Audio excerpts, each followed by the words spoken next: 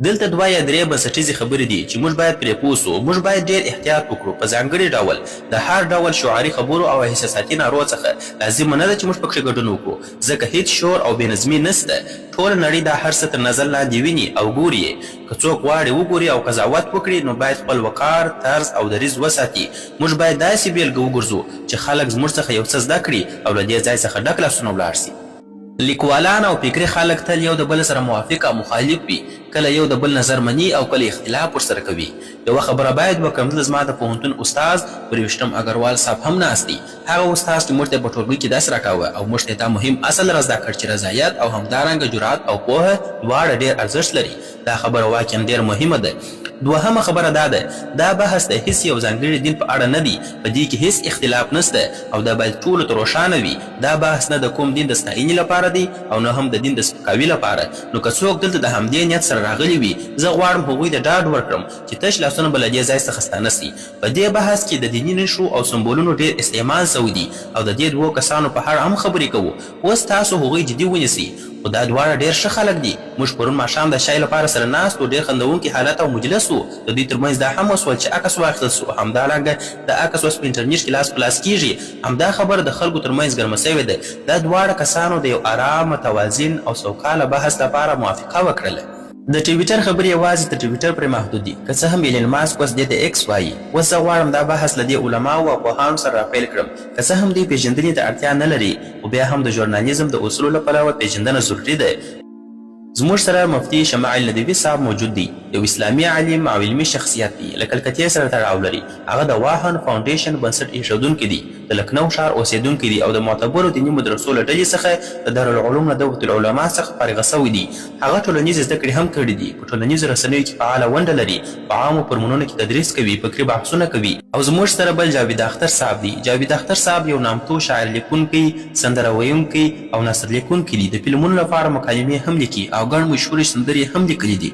تر دې هاخوا هغه د علمي تفکر، عقلانیت او د الحاد ښکاره بیلګه دی چې د الحاد په اړه پراخ نظر لري. ښاغلو، د ټولو دا پوښتنه چې آیا خدای سته، هر څوک هڅه کوي جواب یې پخپله پیدا کړي. ځینې خلک د هغه په ذریعې پسې ګرځي چې ورته د خدای ذره وایي او ځینې په نورو کشفیاتو پسې ګرځي. دا پوښتنه هڅه کوي دا تشریح کړي چې کائنات څنګه د مادې بڼه خپله کړې، د پیدایښت او وخت څخه مخکې څه وه او د عقل او دماغ کشفیات پکښې څه دي، د طبیعت په بهیر کې څنګه دا واده کوي. زه هیله لرم چې نن به موږ دا بنسټیز اصول زده کړو او خپلو پوښتنو ته به ځوابونه پیدا کړو. زه لومړي کس ته بلنه کوم چې سټیج ته راسي مفتي شمائل ندوي صاحب. مهرباني وکړئ راسي.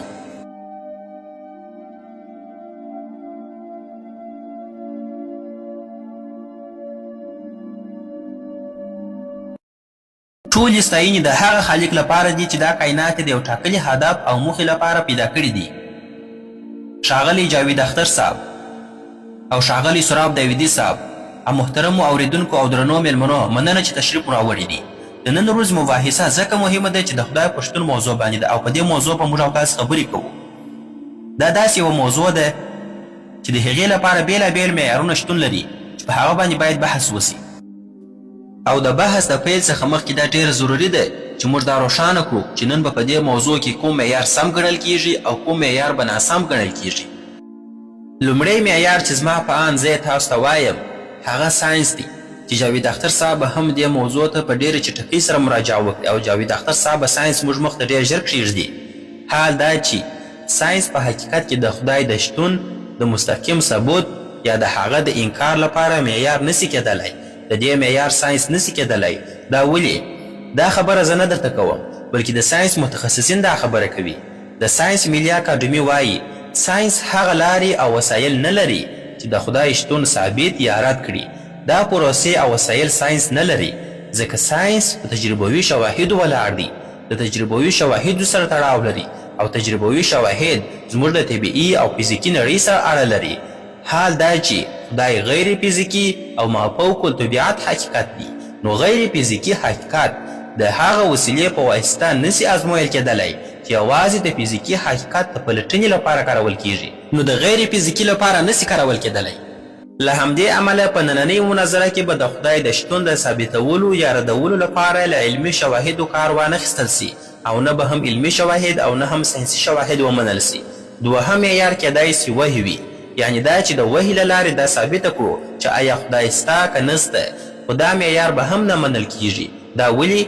ځکه چې وحي زما له نظره د پوهې یوه معتبره سرچینه ده، خو زموږ د محترم جاوید اختر صاحب له نظره دا د پوهې معتبره سرچینه نه ده، هغه یې نه مني. نو له همدې امله به نن زه په دې مناظره کې د هیڅ دیني کتاب یا مذهبي کتاب څخه هیڅ یو متن وړاندې نه کړم تر څو هغه د جاوید اختر صاحب لپاره د منلو وړ نه وي. نو هیڅکله به داسې مذهبي څه وړاندې نه کړم چې د جاوید اختر صاحب لپاره د منلو وړ نه وي. درېیم معیار چې کیدای سي مطرح سي هغه مشاهده ده، یعنې یو څوک ماته ووایي خدای موږ ته وښایاست، که خدای سته نو هغه ماته ښکاره کړه، یا دا چې د خدای د شتون لپاره تجربوي شواهد موږ ته وړاندې کړه. دا د ناسمو او غلطو وسایلو کارول دي، دا په حقیقت کې د ناسمې وسیلې کارول دي. دا داسې ده لکه جاوید اختر صاحب چې له ما څخه وغواړي مفتي صاحب د فلزي شي څخه ماته پلاستیک جوړ کړه، د دغه فلزي شي څخه ماته پلاستیک جوړ کړه چې په اصل کې پلاستیک د فلزي شي څخه لاسته نه دی راغلی. نو دا د ناسمو او غلطو وسایلو کارول دي چې په دې بحث کې به مطرح نسي، او د دې غوښتنه کول دا ماشومانه غوښتنه ده.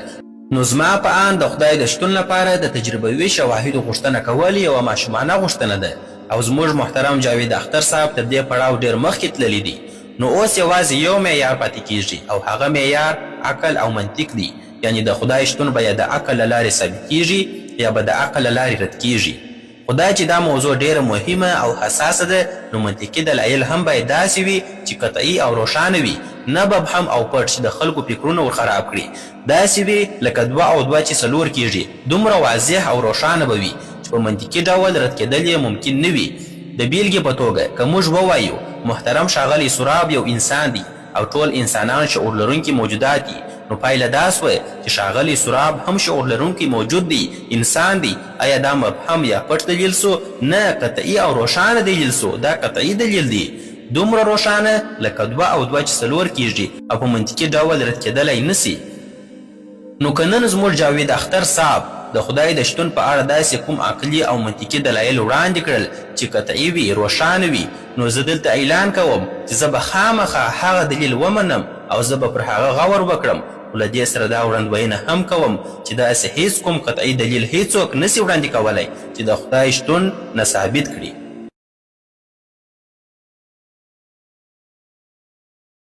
موږ به دلایل وړاندې کوو او قطعي دلایل به وړاندې کوو، منطقي دلایل به وړاندې کوو، داسې دلایل به وړاندې کوو چې ټوله الحادي نړۍ هم رد کولی نسي.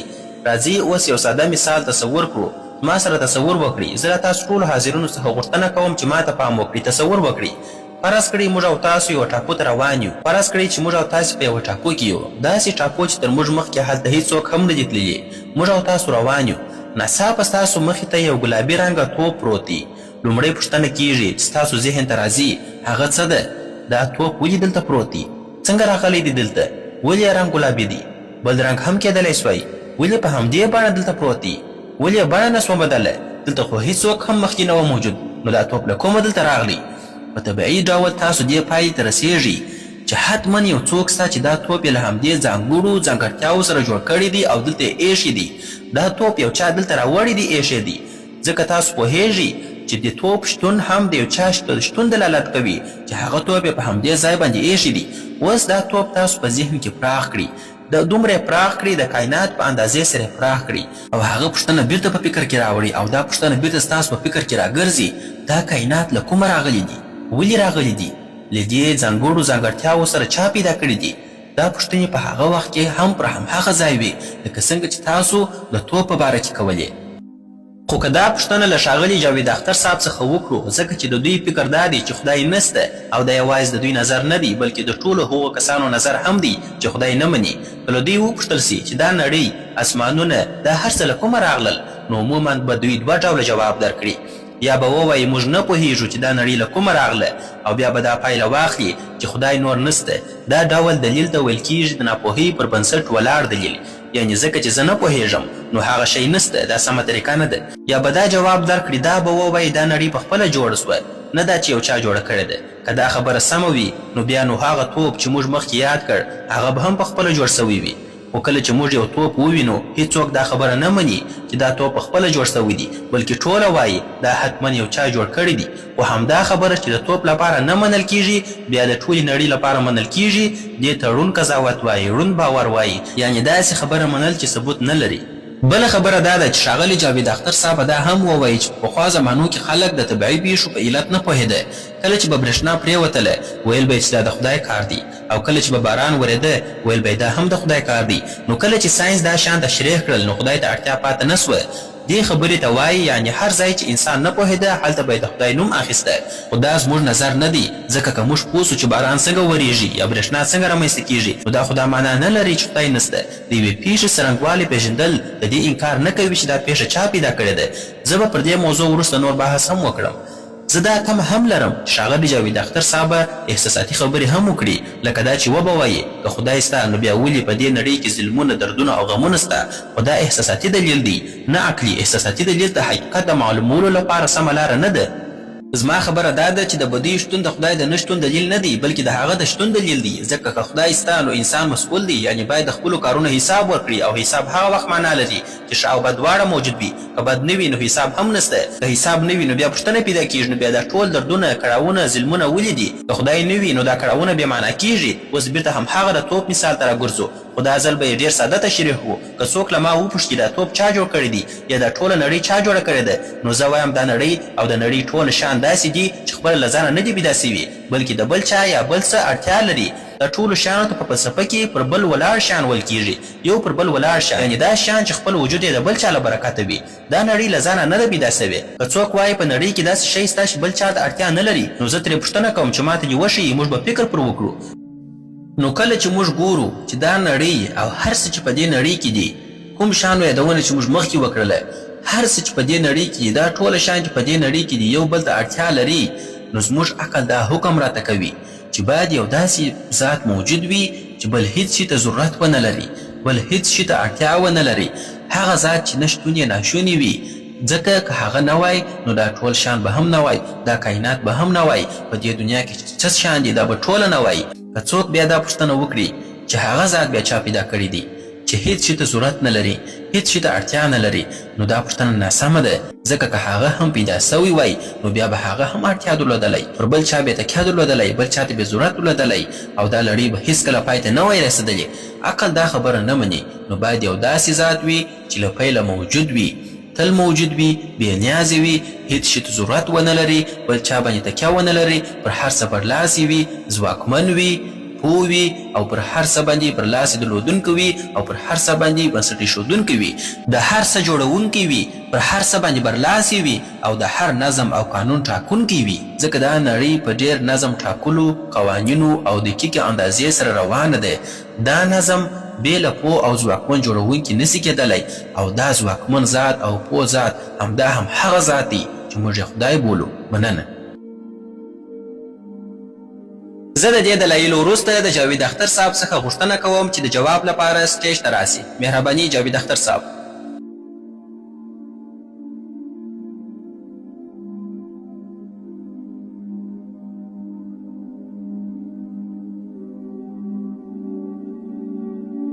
لومړی زه غواړم مفتي صاحب ته یوه خبره وکړم.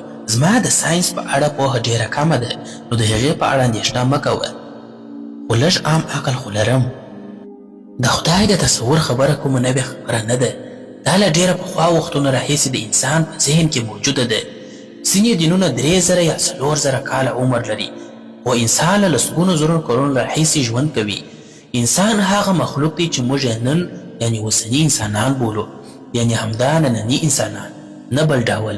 انسان تل د ژوند په اوږدو کې د یو ډول عقیدې یا دین لرونکی پاتې سوی دی. دا دینونه د ناپوه خلکو نه وه. دا دینونه د هغو قومونه وه چې ډېر پوه او هوښیار خلک یې درلودل. د یونان خلک وه چې ستر فیلسوفان یې درلودل. د مصر خلک وه چې لوی هرمونه یې جوړ کړل. د روم خلک وه چې لوی ښارونه ودانۍ د خلکو مشورتي مجلسونه او د ولسواکۍ لومړني اصول یې جوړ کړل. که څه هم د هغوی ولسواکي پوره نه وه خو بیا هم واک یې درلودی.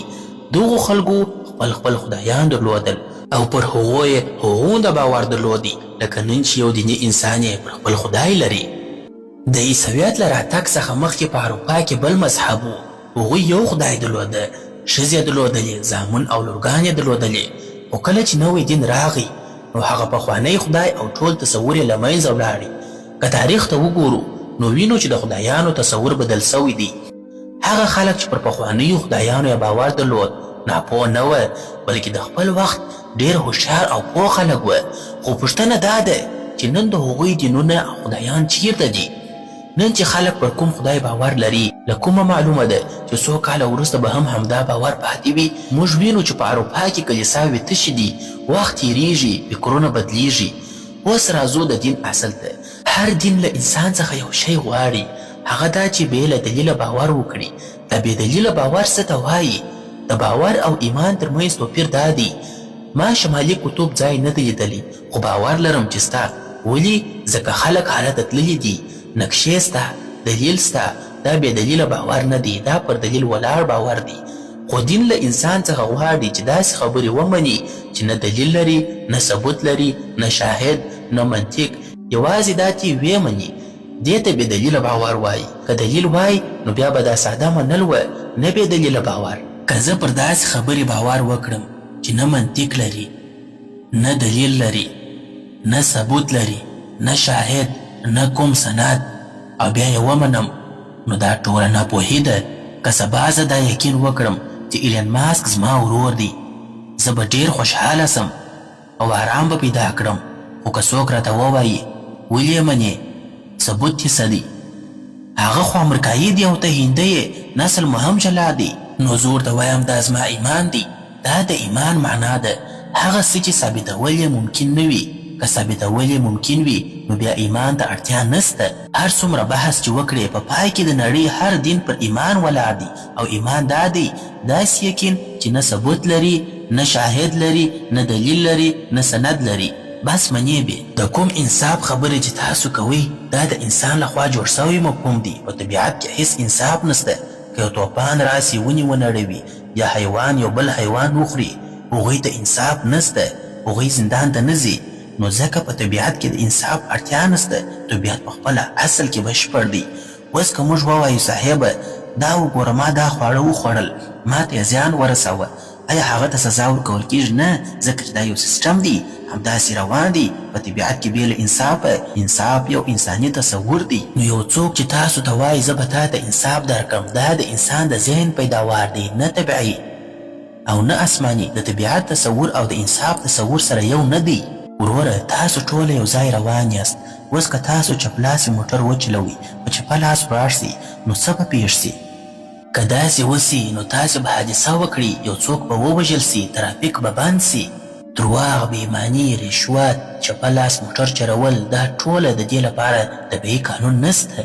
دا هر څه موږ په خپله جوړ کړي دي. لکه څنګه چې موږ د چپ لاس ډرایور قانون جوړ کړی دی، همداسې د انصاف مفهوم هم موږ خپله جوړ کړی دی. دا انصاف له طبیعت سره هیڅ تړاو نه لري. ځینې خلک وایي چې طبیعت په خپله خدای دی، خو که طبیعت خدای وي نو په طبیعت کې خو هیڅ انصاف نسته. او تاسو بیا وعده کوئ چې انسان ته به له مرګ وروسته انصاف ورکول کیږي. که ما ته انصاف راکړه سي نو زه به ډېر خوشحاله سم، خو زه باور نسم کولی، ځکه چې زه په خپل ځان کې ایمان نسم پیدا کولی. همدا حقیقت دی چې دینونه له انسان څخه د ایمان غوښتنه کوي. دا په خپله دا معنا لري چې د هغو سره پوره دلیل او جواز نسته، سند نسته. شراب چې دی هغه په ډیرو درملو کې کارول کیږي، او په یو سروي کې په امریکا کې سوی دی، ویل سوي چې د اوږد عمر خلک څوک دي. په یوه خوا کې هغه خلک و چې هیڅ شراب یې نه څښل، او په بله خوا کې هغه خلک و چې بشپړ بوتل شراب یې څښل. تر ټولو اوږد عمر د هغو خلکو و چې د په ورځ کې به یې یو ګیلاس یا 2 ګیلاسه شراب څښل او خواړه به یې ورسره خوړل. خو بیا هم موږ شراب بد ګڼو، او زه یې په خپله بد ګڼم. ولې؟ ځکه چې داسې نه کیږي، ځینې شیان عادت کیږي او همدا عادت ورو ورو زیاتیږي. تر اوسه پورې تاسو داسې څوک نه دی لیدلی چې شیدې وڅښي او 10 کاله وروسته هماغه یو ګیلاس شیدې څښي.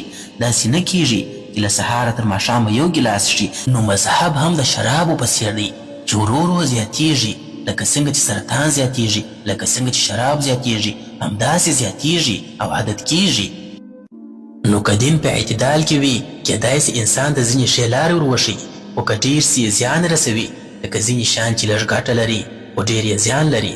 زه باور لرم چې مفتي صاحب له هغو کسانو څخه دی چې دین یې په سمه اندازه کارولی دي او زه خوشحاله یم چې ورسره ومې لیدل خو که نړۍ ته وګورو نو ډېرې بدمرغۍ د هغو خلکو له لاسه سوي دي چې ځانونه یې ډېر دیني معرفي کړي دي. اوس ما وخت پوره سو. مننه.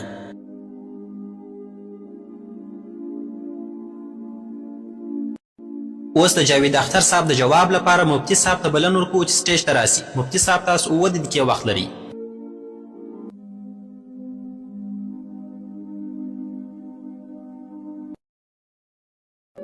لومړی خو مننه او تر هر څه مخکې د محترم جاوید صاحب خبره را اخلم. جاوید اختر صاحب وویل چې خدای پاني دی ځکه ډېر مذهبونه راغلل او لاړل. ځینو خلکو یوه سیاره خدای وبله، ځینو بل څه. زما خبره دا ده چې هر څوک چې کوم محتاج او تړلی شی خدای وبولي په خطا کې دي، ځکه محتاج شی خدای نسي کېدلی، هغه خدای نه دی، خدای کېدلی نسي هغه. موږ دلته د هغه ذات د ثابتولو لپاره ناست یو چې وجود یې حتمي دی، چې هیڅ شی پر ولاړ نه دی بلکې هر څه پرې ولاړ دي. موږ د هغه اصل خبره کوو چې تلپاتې له پیله موجود او بېپایه دی. موږ د بل چاره ثابتولو لپاره نه یو راغلي.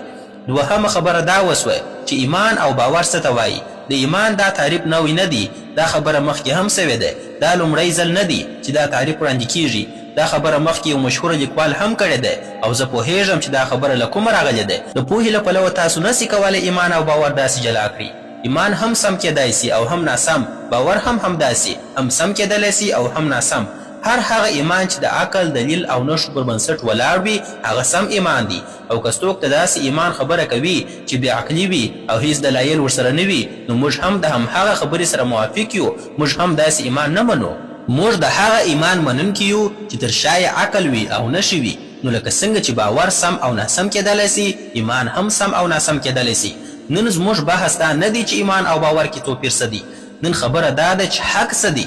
که څوک باور ومني که ایمان، اصل خبره دا ده چې کوم یو سم دی او کوم یو ناسم دی. ناسم ایمان څه دی؟ ناسم باور څه دی؟ همدا زموږ د بحث موضوع ده. بله پوښتنه دا وسول چې که دین او ایمان حماقت نه وي نو حماقت څه شي دی؟ زما په آن تر ټولو لوی حماقت دا دی چې څوک خدای نه مني. دا تر ټولو لویه ناپوهي ده.